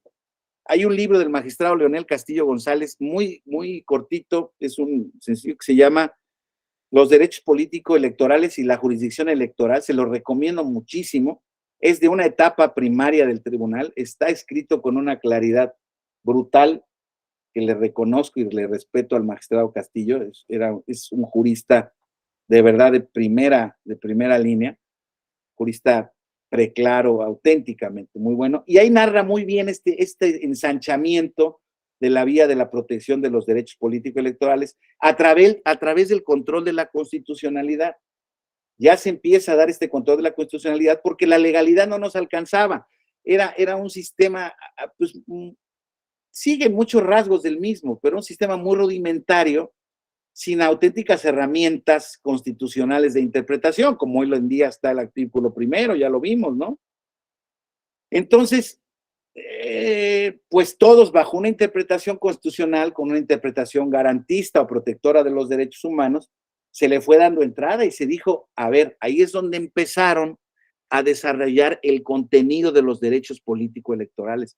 Y eso es el gran resultado de un control de constitucionalidad y hoy en día de convencionalidad, que los derechos en efecto se ensanchan. Y hoy en día, ¿qué significa el tener derecho a asociarse pacíficamente o a formar un partido político, asociarse pacíficamente para tomar en asuntos políticos del país? Pues significa que un ciudadano debe de ser, su derecho a participar debe de estar acompasado con la libertad de expresión, con la libertad de participación, con la posibilidad de un acceso efectivo. Ayer decía yo, y lo he platicado en muchas ocasiones, que no existe un verdadero derecho si no existe ni la vía ni el órgano para poder reclamarlo, ¿no? Hay una corriente, y esto de verdad me encanta sugerírselo en pláticas a quienes me hacen favor de escucharme, la teoría de la Drittwirkung alemana, que es el tema de la violación de los derechos fundamentales por particulares, no por el Estado. Es un tema que se desarrolla hoy en día en la jurisdicción europea ya, y hoy en día se hace cargo de un control de constitucionalidad, ¿no? De los daños, por ejemplo, a mis derechos humanos que me puede hacer un vecino o el presidente de la asociación de mis colonos. Ya no son actos de autoridad los que se controlan, sino son actos de particulares, de empresas privadas. Y hoy en día el derecho humano, por decirles algo que se ve bien, el derecho humano del consumidor, ¿no? De que yo puedo ir y demandar, no tan solo por una cuestión mercantil o administrativa o de falta de cumplimiento de alguna norma mercantil a un gran almacén, ¿no? Sino porque el almacén me discrimina y no me quiere vender algo, por decirles algo, ¿no? Sino porque el almacén establece, no sé, violaciones a mis derechos como consumidor en una manera concreta y específica, ¿no? Hoy en día, claro, nosotros decimos, oiga, ¿y cómo reclamamos eso? No, bueno, pues por la vía civil y por la vía mercantil. Oiga, pues está interesante porque yo lo que voy a alegar, además del contenido mercantil, es que están violando mis derechos humanos. Y entonces el desarrollo que se ha tenido el derecho humano, que ya los tenemos plasmados en nuestras constituciones y en las leyes, derecho a un medio ambiente sano, a la vivienda, a condiciones de igualdad en los ámbitos comerciales. Hay una multiplicidad y desdoblamiento de los derechos individuales importantísima, pero sobre todo hay el reconocimiento de que los particulares pueden violar derechos fundamentales. Y ese sistema es un sistema también de control constitucional de derechos, aunque no sea ejercido, fíjense, en contra de un abuso de poder por la autoridad. Bueno, pues así pasaba en un principio entonces con esta revisión judicial de los asuntos internos de los partidos políticos en uso de su libertad o autoorganización. Perdón. Donde se empieza a decir, no, claro que se puede. ¿Por qué? Porque vamos a desdoblar el derecho a formar parte pacíficamente de los ciudadanos, pues no es que te dejen estar en un partido político, nada más. O sea, sí es una parte, pero también es que te dejen participar en condiciones de igualdad, también es que te puedan postular a un cargo, que tengas un acceso efectivo al cargo. Claro, la intervención jurisdiccional no logra necesariamente la efectividad del derecho, ¿no? O sea, el club de amigos es difícil de deshacerlo, pero ya se les imponen ciertas obligaciones de respeto a los derechos que hacen más complicado que sigan siendo clubes exclusivamente de amigos. Hoy en día ya la cosa está complicada, por lo menos, por decirles algo, mediante otra vertiente de otro derecho fundamental a la no discriminación, ¿no? Se dio el tema de la paridad de género en materia electoral, ¿no? Y lo que era hace 10 años, compañeros, 10 máximo, no me acuerdo de cuándo, el año de las 624, pues según yo es en 2012, o sea, hace 10 años exactos, se empieza a gestar ya en la jurisprudencia electoral este tema de la paridad en todo, ¿sí? O sea, la paridad de las mujeres a los cargos públicos. Ya sabemos hoy en día que prácticamente en los 32 entidades del país y a nivel federal, en todos los órganos hay una paridad de género. Además de haber resuelto el caso de las Juanitas, el caso de que existía la paridad 30-70, 60-40, luego 50-50, luego la paridad vertical, la paridad horizontal, paridad en todo. Hoy en día, les vuelvo a decir, el año que viene hay 9 elecciones de gobernador, pues ya vayan pensando que van a ser obligatorios registrar a 5 mujeres y a 4 hombres o sea, ya está la jurisprudencia, ya están los precedentes, ya está la interpretación progresiva. Hoy en día, el grupo tradicional, históricamente discriminado de las mujeres, con límites y acceso a los poderes, tienen una gran cobertura, ya desde luego de corte legal, Fíjense cómo en materia electoral les podría yo decir que es uno de los mayores ejemplos que tenemos de cómo la jurisdicción ha impactado positivamente en el desarrollo legislativo. Prácticamente las jurisprudencias del tribunal todas se han convertido en ley. Aquellas expansivas de derechos, todas son leyes ya. La paridad de género, les vuelvo a decir, es uno de los casos más ejemplares. Claro, en tema de derechos indígenas, por ejemplo, el tema es un poco más complicado, sin embargo, hay un desarrollo en el artículo 2 muy parecido al del primero, y ha sido en muchos sentidos producto de la práctica jurisdiccional que se ha dado en materia de resolución de conflictos entre comunidades con sistemas normativos internos, ¿no? Con sistemas originarios, indígenas, originarios. Entonces, fíjense cómo esta control de inaplicabilidad de leyes secundarias cuando se opongan a disposiciones constitucionales fue generando se dio en la siguiente, perdona, todavía está perfecto. Decía yo, el tribunal emite esa jurisprudencia 599 y dice, con base en estos desarrollos que se están dando primero en la conocimiento de asuntos internos de los partidos políticos que no cabían en el desarrollo del juicio para la protección de los ciudadanos, el juicio de la ciudadanía que se le llama ahora, ¿no? Emite esa jurisprudencia 599 y dice, tiene facultades para determinar la inaplicabilidad de leyes secundarias cuando éstas se opongan a las disposiciones constitucionales. Digo, por si alguien tenía duda, ¿no? Pero justamente después, el año que viene, entonces el tribunal empezó a agarrar una fuerza importante y en materia de interpretación de unas disposiciones específicas sobre asignación de diputados de representación proporcional respecto de lo que en una acción de constitucionalidad, la 598, si mal no recuerdo, y una resolución del Tribunal Electoral respecto a la interpretación de qué se debería entender por votación válida emitida, se establecieron criterios diferentes entre lo que decía la Corte y lo que decía la Sala Superior. Y uno de los magistrados de la Sala Superior emitió la posible denuncia de contradicción ante la Corte, y la Corte toma, digámoslo así,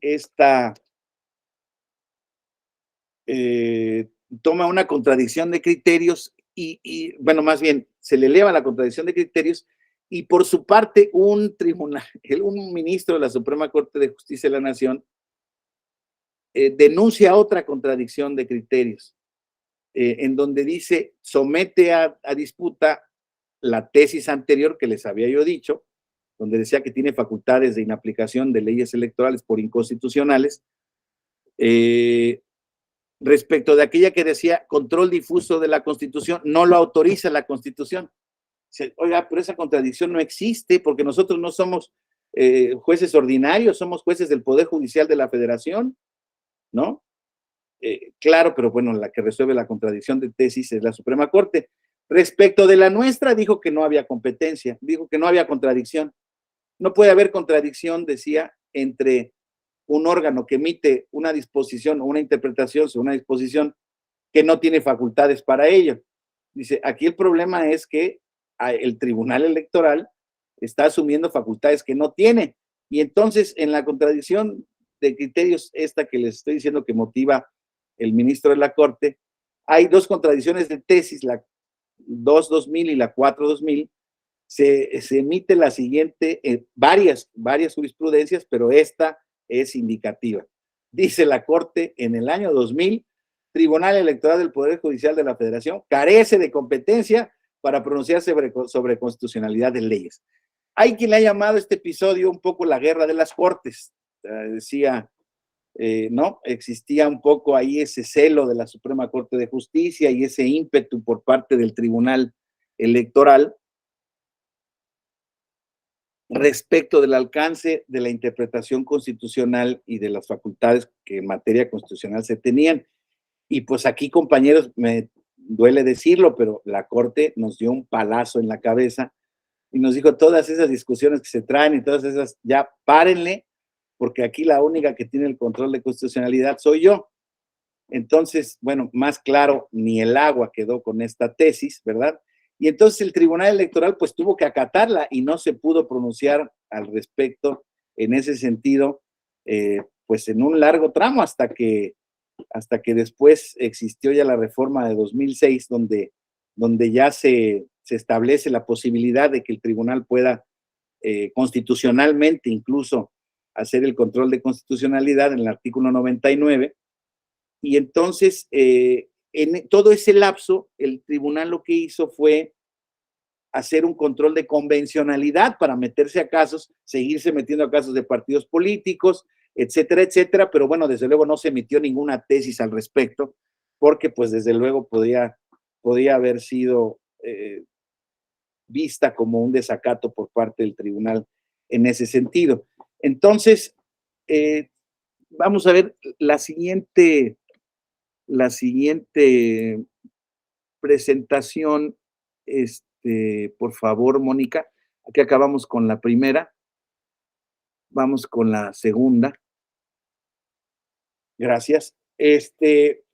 Entonces, ¿qué digamos, un poco, esa es la última? No, con esa termina la primera. No, la siguiente, la que tiene el número 2, Mónica, por favor. Creo que vienen 2 archivos, ¿verdad? Entonces nos salimos de esa, exacto. Que realmente vamos a empezar a partir. Sí, exactamente, con esa, Mónica. Ya esto, pasamos la 1, la 2, por favor, la 3 también. Ya, vámonos directamente, por favor, al número 4, por favor, al número 3, el artículo 41 constitucional. Antes, Moni, la número 3 de las.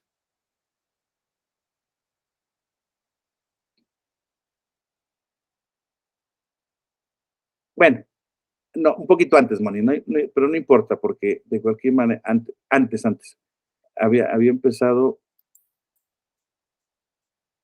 Empieza la 1 con 1996 y de ahí vamos para abajo. Ande. Ajá. A ver, luego. Sí, esta ya. A ver la que sigue. Ahí está. Entonces, ya habiendo habido esta disputa, habiendo analizado esa disputa que existía entre los máximos tribunales del país, yo lo que les quería ahora identificar es en materia electoral, cuáles eran las herramientas que nos daba el artículo 41 de la Constitución, ¿no? Y decía el artículo 41 de la Constitución, en su tercer párrafo, base sexta, decía que establece que para garantizar los principios de constitucionalidad y legalidad de los procesos electorales, incluidos los relativos a los procesos de consulta popular y de revocación de mandato, ya que ya estamos hablando de la última reforma, que introduce estos nuevos términos, ¿no? De la consulta popular y revocación de mandato, se establecerá un sistema de medios de impugnación en los términos que señalen la Constitución y la ley. Originalmente, desde el principio de ese 41 constitucional, se establecía el nacimiento, la creación de un sistema de medios de impugnación que garantizaría la constitucionalidad y legalidad de los procesos electorales. Y decía, el sistema de medios de impugnación dará definitividad a las distintas etapas electorales. Fíjense, garantizará la protección de los derechos políticos de los ciudadanos de votar, ser votado y de asociación, y establecerá un sistema de nulidades de las elecciones federales cuando se excediera un tope de gasto de campaña en un 5%, se compra indebidamente cobertura afirmativa o tiempos en radio y televisión, o se reciban, utilicen recursos de procedencia lícita o recursos públicos en las campañas. Previo a esta reforma, compañeros, la Sala Superior emitió una sentencia en el año 2000, justo cuando le habían cercenado al tribunal la capacidad de inaplicar disposiciones por inconstitucionales.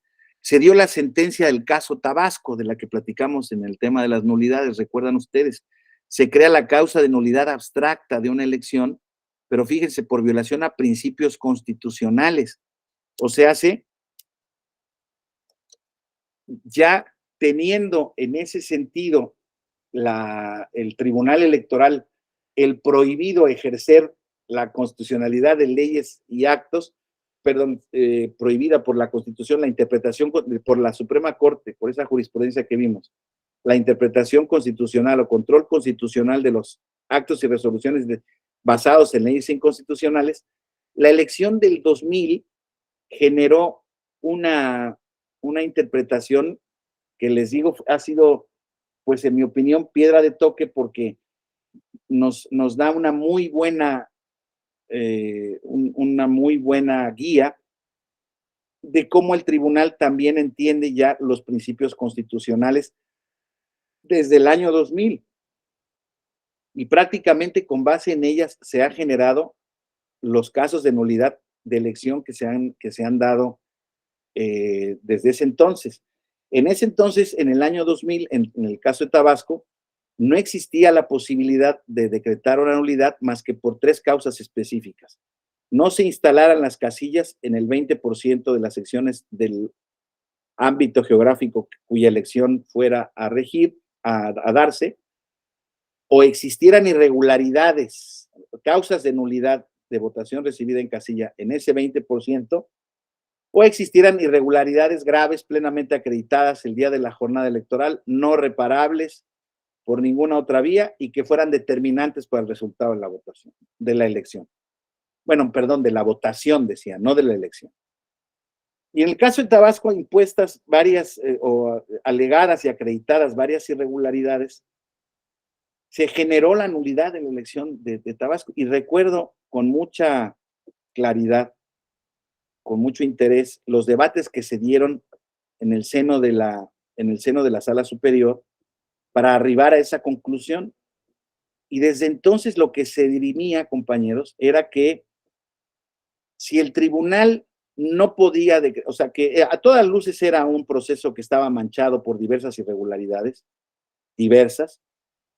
Si bien es cierto, no irregularidades típicas, sí irregularidades que podían poner en duda el principio de certeza de la validez de una elección. Decían ellos, si nosotros podemos decretar la validez de una elección, ¿por qué no podemos decretar la invalidez de una elección? De la misma manera. O sea, no es en automático.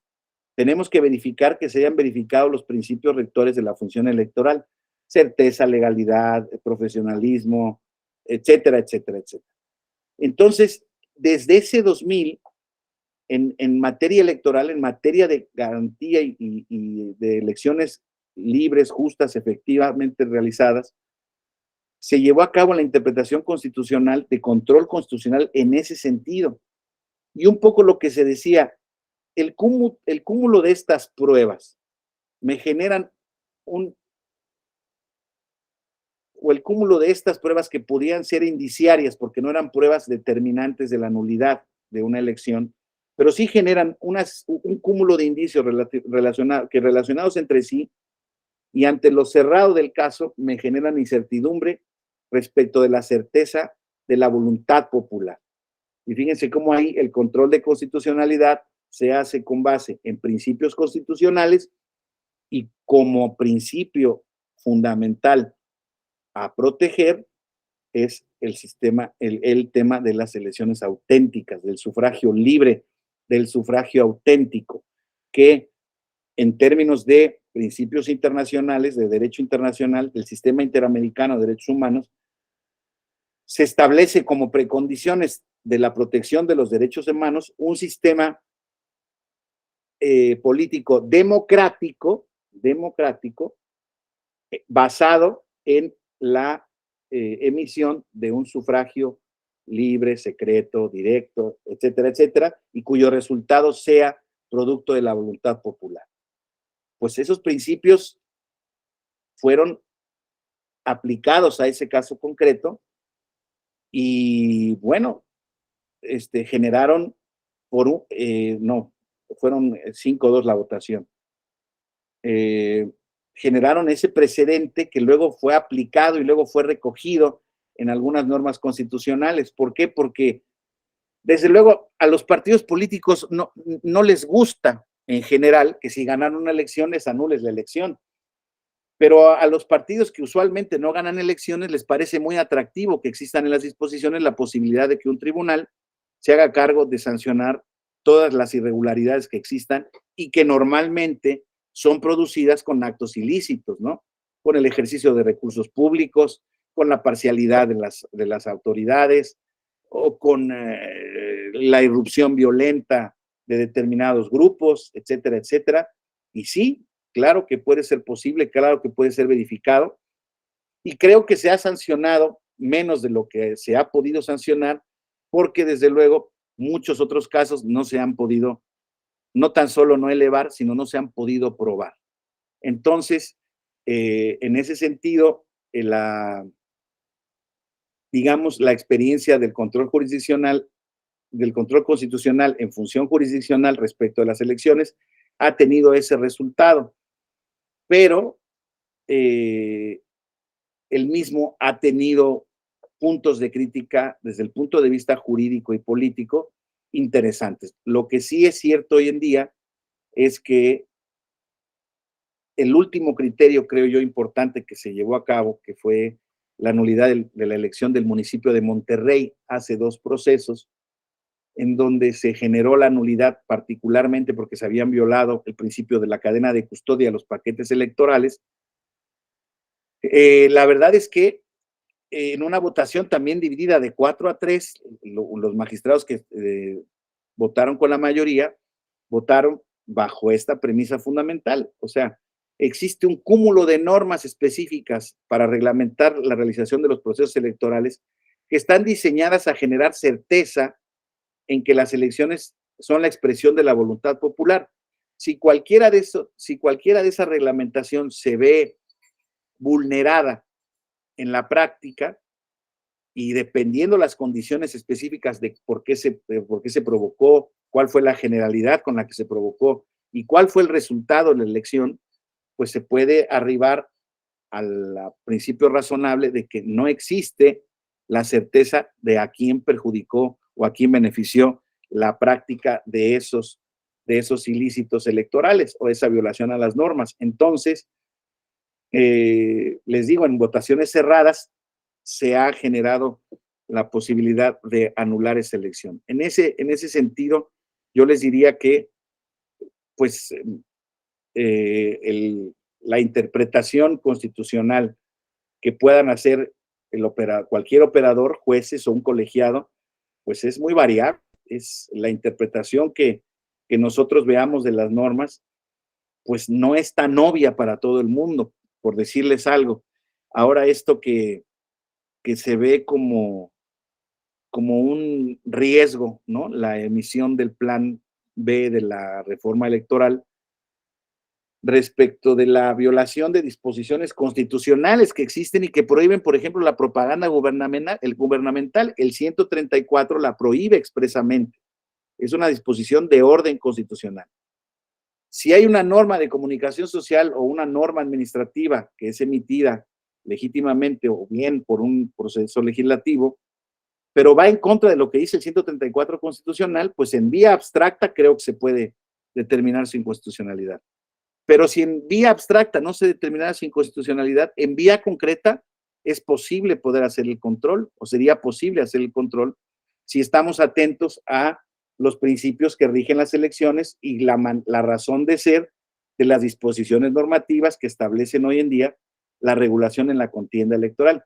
Yo les diría, oye, ¿estás tú de acuerdo con esta regulación específica de nuestro modelo de comunicación social o con el ejercicio de los actos anticipados de precampaña y precampaña? Me parece, yo personalmente, me parece que ha sido una sobrereglamentación que ha producido más problemas que virtudes. ¿Por qué? Porque hoy en día vemos por todos lados actos anticipados de precampaña y campaña para todos los cargos de elección popular. Sin embargo, los mismos se hacen burlando la ley, la verdad, o sea, no estableciendo, no diciendo, vengan a votar por mí, oigan, yo quiero ser candidato, y ha dicho la ha dicho el tribunal, no, es que no puedes decir eso porque si no estás en estos ámbitos. Si te presentas en un acto, no dices nada o no dices lo que no debes de decir, pues estás en ejercicio de tu libertad política. Pues yo creo que sí, en todos los países del mundo, los jefes políticos máximos, con algunas pequeñas modalidades o restricciones, pero les diría yo, el jefe del gobierno es el jefe del partido en el poder y hacen campaña por él y por todos los de abajo, ¿no? No está solo en Estados Unidos, en España, en Italia, en Alemania. Ese no es un problema, es como parte de la contienda política. Ah, oiga, a ver, Corso, pero la realidad mexicana no era esta.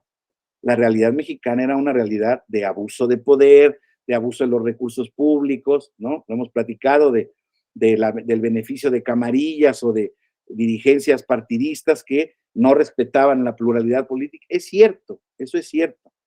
Pero yo creo que en el concierto político que existe hoy en día, creo que sería mucho menos complicado, el que existiera mayor libertad y menos reglaje en la contienda electoral. ¿Por qué? Porque hoy en día todo está prohibido y todo está prohibido y es un sistema de restricción hasta en el modelo de comunicación política. Nadie puede contratar spots en radio y televisión, so pena de nulidad, so pena de delitos, so pena de un montón de sanciones que existen. Ya en teoría, ya nadie lo hace, ¿no? Ahora el Instituto Electoral es el que genera la administración de estos tiempos. Ok, bueno, pero también hay que regular la propaganda de cada uno de ellos y no pueden calumniar, por decirles algo, no pueden hacer campaña negativa ni denostativa. Ok, entonces, ¿qué se puede decir? No, pues que se hagan propuestas, exactamente es lo que se busca, que hagan propuestas. Bueno, claro, son buenas intenciones o son intenciones que tratan de reprimir o restringir conductas que anteriormente fueron nocivas. Sin embargo, la práctica hace que la ley se hace con una finalidad, pero ahora los procesos de transición democrática que hacen que haya alternancia en los estados, a nivel federal, pues hacen que las normas sean utilizadas en favor de quien ahora ejerce el poder. Claro, como ahora entonces hay normas muy restrictivas, están buscando hacer normas más laxas. ¿Para qué? Pues para que los que están en el poder, por ejemplo, sí puedan participar y no incurran en actos anticipados de campaña o pre-campaña. Entonces, ¿qué les quiero decir con esto? ¿No? La reglamentación ha puesto un tema, la reglamentación electoral, en términos de la contienda, ha puesto, creo yo, en un problema complicado a la institución administrativa y al tribunal electoral porque, insisto, las interpretaciones que en términos de control constitucional hoy en día riñen con dos principios: el principio de la libertad de expresión, de la libertad política, de la libertad de participación, y riñen con el principio de equidad en la contienda, ¿no? Entonces, esa ponderación en el caso concreto, híjoles, es bien subjetiva. Es verdaderamente, es de casos concretos. O sea, tanta reglamentación no ha podido llegar realmente a que en la realidad los políticos se conformen o se comporten con parámetros uniformes, al contrario, cada vez menos, ¿no? Y perdón, referencia a un caso que está en la opinión pública, no lo estoy juzgando, estoy poniendo un caso que es real. Hoy en día hay candidatos presidenciales, particularmente del partido en el poder, que están en campaña. Claro, alguien podría decir, oiga, todavía no está el proceso. No, no está el proceso. Ni siquiera hay proceso electoral federal. Iníciense en octubre de este año. Bueno, entonces no puede haber precandidatos. No, no hay precandidatos. Pero puede haber actos anticipados de campaña. La ley dice que todo acto que no esté en esos tiempos, pues está fuera de la norma permitida. Y perdón, pasarelas en la Cámara de Diputados, en la Cámara de Senadores, en los candidatos a gobernador, etcétera, etcétera, gritos de presidente y presidente. pues es muy difícil, es muy complicado, porque imagínense el papel. Se han emitido muchas determinaciones en ese sentido, pero muchas tienen que hoy en día privilegiar el tema de la libertad política porque es lo que se está generando, ¿no? O sea, es imposible contener todo este movimiento. Ahora, lo que se someta a la jurisdicción es lo que se tiene que resolver, pero las cuestiones de hecho no se pueden obviar, ¿no? Y yo creo que desde un punto de vista de interpretación constitucional, no me queda claro cuál es el principio que debe regir respecto de estos temas. Porque, insisto, es tal el conflicto y ponderación, el conflicto entre derechos amparados por diversas normas y reglas que el mismo puede generar incertidumbre jurídica por resoluciones aparentemente contrarias o que puedan ser en esencia contrarias o contradictorias unas con otras. Entonces, yo lo que digo es que esta sobreregulación de las elecciones, que ahora se pretende decir que el plan B de la reforma electoral tiene que ver con eliminar parte de esos problemas, ¿no? Eliminar estructuras burocráticas y eliminar procedimientos innecesarios, y creo que se está pasando la mano en ese sentido. Entonces creo que la verdad es que hay que pensar muy bien qué tipo de legislación queremos hacer, pero pareciera ser que vamos en términos regresivos, porque pasos que se habían dado en un orden, pues ahora se pretenden desandar, y pues yo la verdad es que lo veo con un escepticismo propio de lo que todavía no existe, porque todavía es cierto que no existe, pero los proyectos que andan circulando por ahí y las normas que andan circulando por ahí son normas que sí van a generar un nuevo orden, por lo menos administrativo electoral. Creo que en términos de regulación de la Ley General de Medios de Impugnación, creo que va a ser benéfica la reforma, va a simplificar de alguna manera nuestro medio impugnativo. Donde me voy a concentrar el día de mañana va a ser en eso, cómo se ejerce el control de la constitucionalidad, ya analizando cada uno de los medios de impugnación que están establecidos en la Constitución en materia electoral. Por ahí la dejaría hasta el momento, compañeros. Si tienen algún comentario, alguna cuestión que quisieran comentar, pues todavía nos quedan unos minutillos que podríamos aprovechar. Gracias, Mónica, por las presentaciones. Pues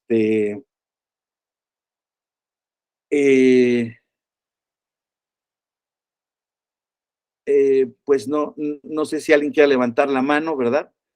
Y hemos comentado algunos de los puntos que se... no, espera, es aquí. Si alguien quiere levantar la mano, me puede decir, abre su micrófono y puede participar haciendo alguna pregunta, algún comentario que pueda complementar lo que hemos dicho, alguna duda de lo que hemos platicado.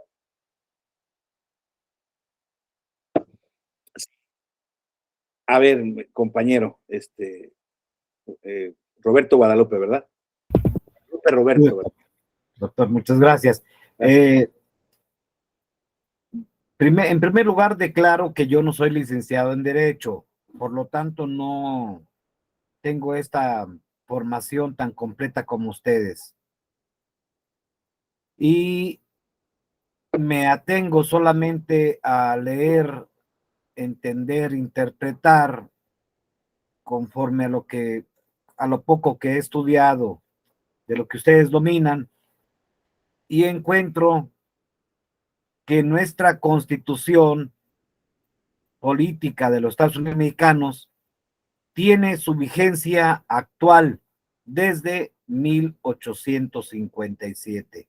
Es para mí muy importante hacer este señalamiento, porque si bien es cierto que en 1917 se genera todo aquel escenario para que el 5 de febrero de 1917 tuviéramos una nueva constitución de avanzada, donde se dan importantes reformas. También es cierto que precisamente en los primeros renglones de la publicación de nuestra Carta Magna, actualmente se señala con toda claridad que es una reforma a nuestra Constitución. Y yo copié y pegué un texto en este chat en el sentido de la historia que traía esta pirámide que ustedes entienden que keynesiana, la jerarquía de las leyes, de la jerarquía de las normas.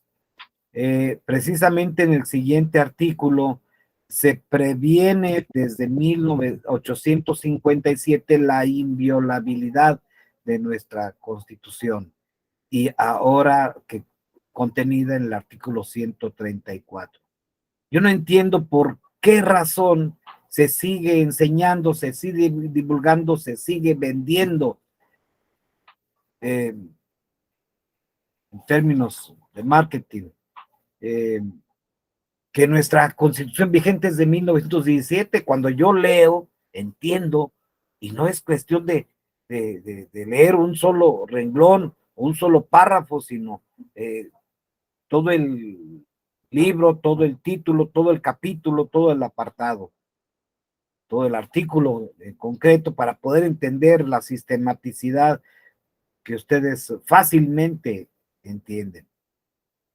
¿Cuál es la opinión que tiene a este respecto, doctor? Por favor, auxílieme.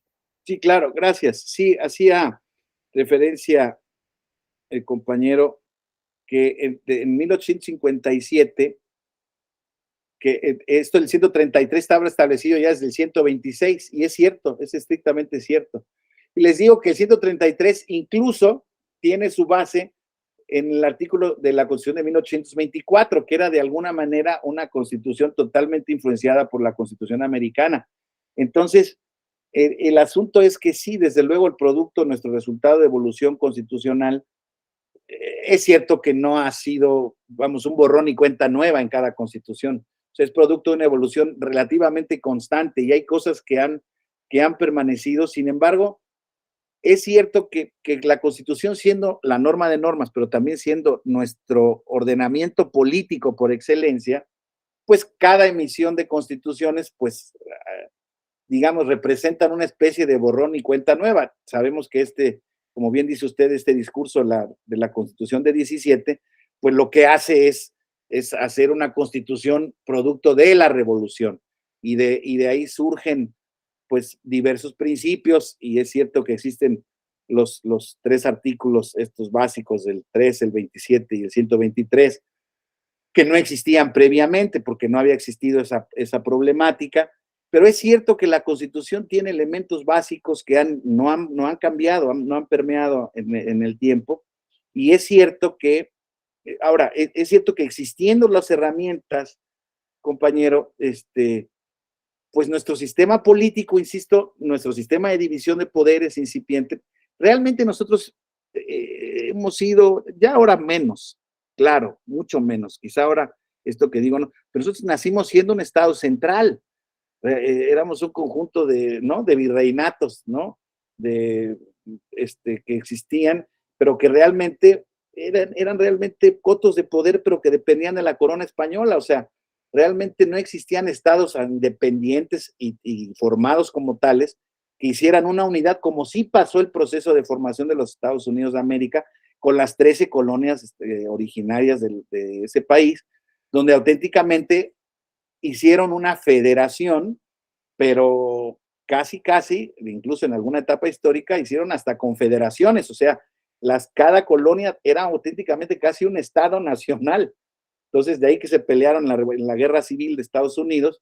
La federación se parecía más a una confederación, pues había uno de los ejércitos, era el ejército confederado, ¿no?, del sur.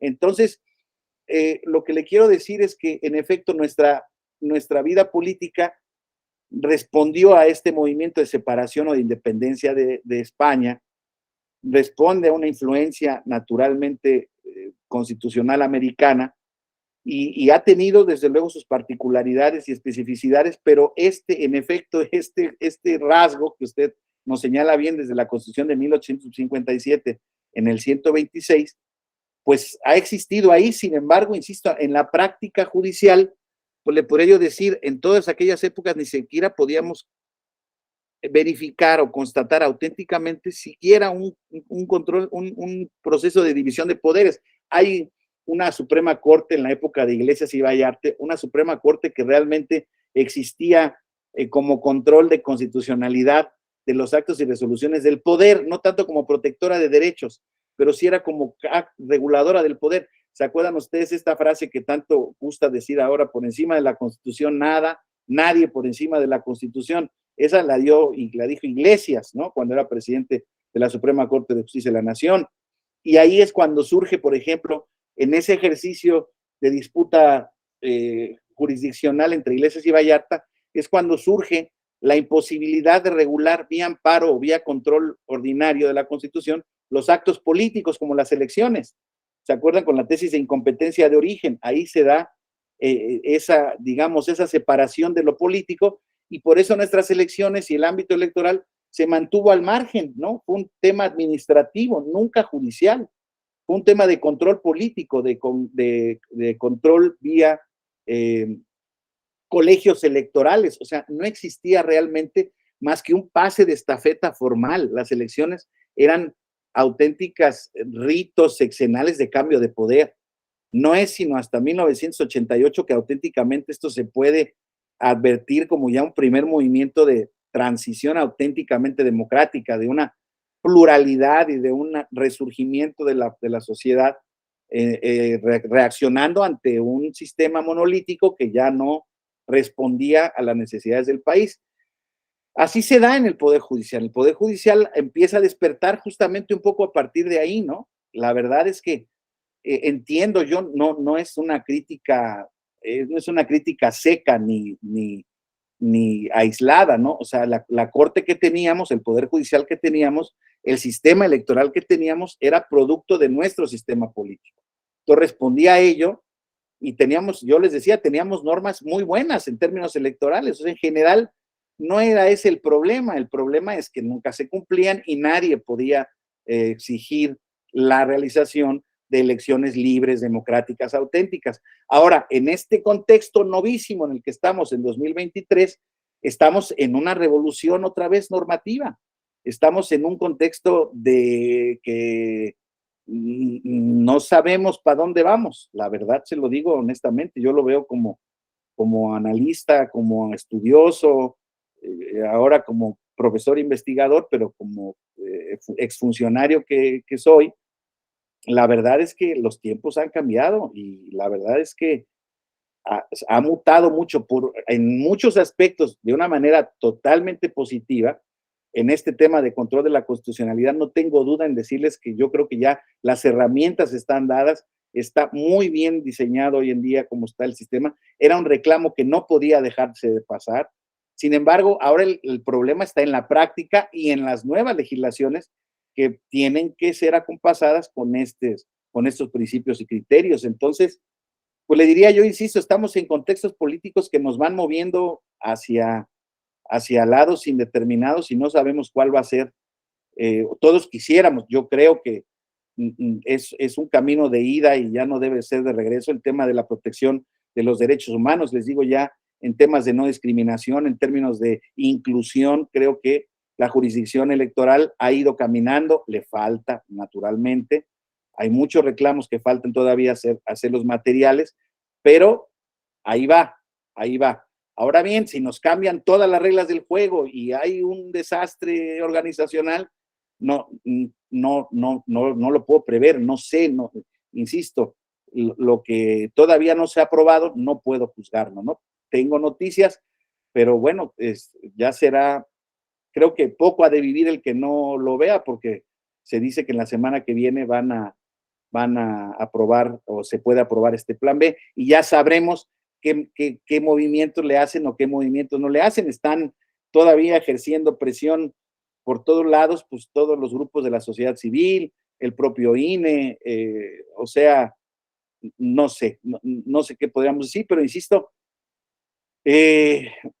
un poco el desideratum que quisiera yo decir es, no importa qué bonitas o qué bien planteadas estén las normas jurídicas en un país, si no existe ese acompasamiento por la actitud de las autoridades de todos los niveles y de todos los poderes, en ese sentido, pues entonces el desarrollo será muy desigual y no irá a la par de lo que la sociedad exige, ¿no? Pero bueno, pues es un contexto muy complicado. Y algún compañero nos decía por ahí, que dice, no sabía que convencionalidad se refería a convenciones y tratados internacionales que ha escrito nuestro país. Por otro lado, me pareció muy interesante el origen. Muchas gracias por el comentario. Pues parece ser que eso sería un poco el comentario. No sé si más o menos, no creo haber contestado su pregunta, pero reaccioné a su inquietud, compañero. Y bueno, pues desde luego que es lo que les puedo decir. Mañana seguiríamos entonces ya con una construcción un poco más concreta ya de los medios de impugnación en materia electoral y cuáles son los actos que se regulan y cómo se ejerce o cómo se puede ejercer este control de constitucionalidad. Les agradezco a todos mucho su atención, su presencia desde temprano y pues prácticamente hasta la hora. Casi nadie se ha ido, yo eso lo agradezco. Y bueno, pues espero que les haya aprovechado y mañana concluyamos felizmente este tema. Les agradezco mucho y les deseo que tengan un magnífico día. Gracias a todos. Muchísimas gracias, doctor. Gracias, profesor. Te agradezco mucho la compañía. Hasta luego.